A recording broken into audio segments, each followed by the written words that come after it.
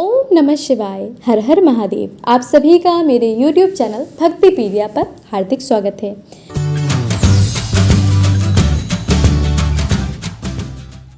आज के इस वीडियो में आप रसपान करने वाले हैं सोम प्रदोष व्रत की कथा का। मार्गशीर्ष मास के कृष्ण पक्ष की त्रयोदशी तिथि यानी 21 नवंबर 2022 को सोम प्रदोष व्रत रखा जाएगा।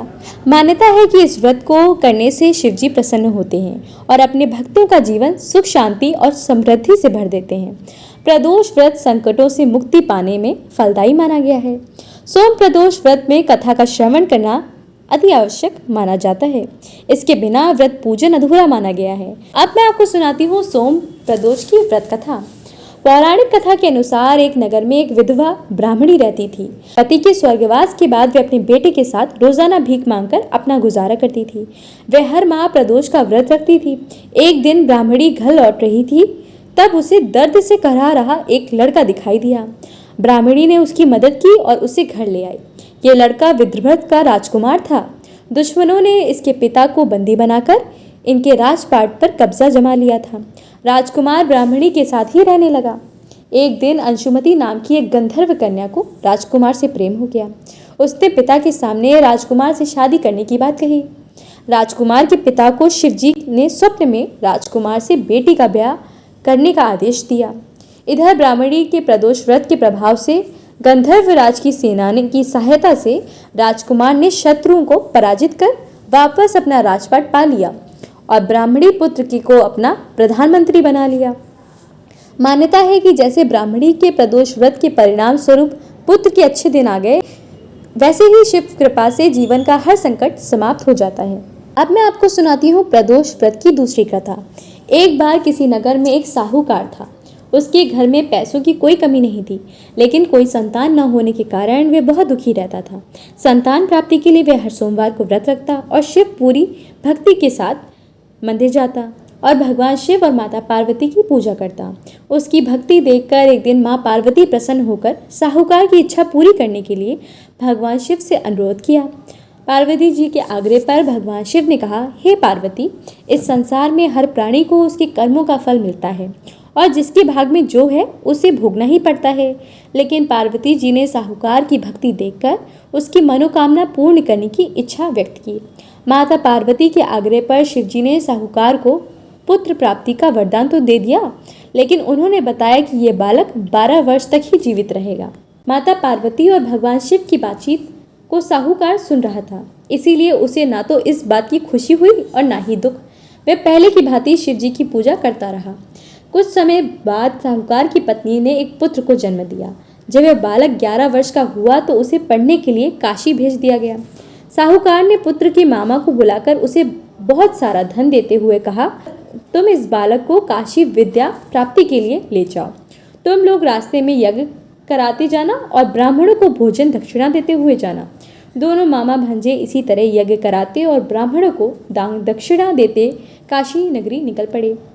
इस दौरान रात में एक नगर पड़ा, जहां नगर के राजा की कन्या का विवाह था।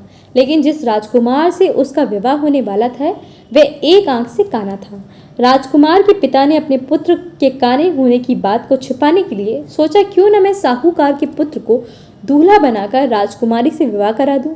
विवाह के बाद इसको धन देकर विदा कर दूंगा और राजकुमारी को अपने नगर ले जाऊंगा। लड़की को दूल्हे के वस्त्र पहनाकर राजकुमारी से विवाह करा दिया गया।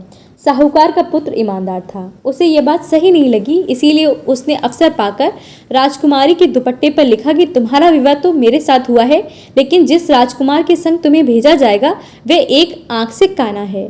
मैं तो काशी पढ़ने जा रहा हूँ। जब राजकुमारी ने चुन्नी पर लिखी बात पढ़ी तो उसने अपने माता पिता को यह बात बताई। राजा ने अपने पुत्री को विदा नहीं किया, फिर बारात वापस चली गई। दूसरी ओर साहूकार का लड़का और उसका मामा काशी पहुंचे। वहां जाकर उन्होंने यज्ञ किया। जिस दिन लड़का 12 साल का हुआ उस दिन भी यज्ञ का आयोजन था। लड़के ने अपने मामा से कहा, मेरी तबीयत कुछ ठीक नहीं है। मामा ने कहा, तुम अंदर जाकर आराम कर लो। शिवजी के वरदानुसार कुछ ही देर में उस बालक के प्राण निकल गए। मृत भांजे को देख उसके मामा ने विलाप करना शुरू कर दिया। संयोगवश उसी समय शिवजी और माता पार्वती उधर से जा रहे थे। पार्वती माता ने भोलेनाथ से कहा, स्वामी, मुझे इसके रोने के स्वर सहन नहीं हो रहे, आप इस व्यक्ति के कष्ट को अवश्य दूर करें। जब शिवजी ने मृत बालक के समीप गए तो वे बोले, ये तो उसी साहूकार का पुत्र है जिसे मैंने 12 वर्ष की आयु का वरदान दिया था। अब इसकी आयु पूरी हो चुकी है।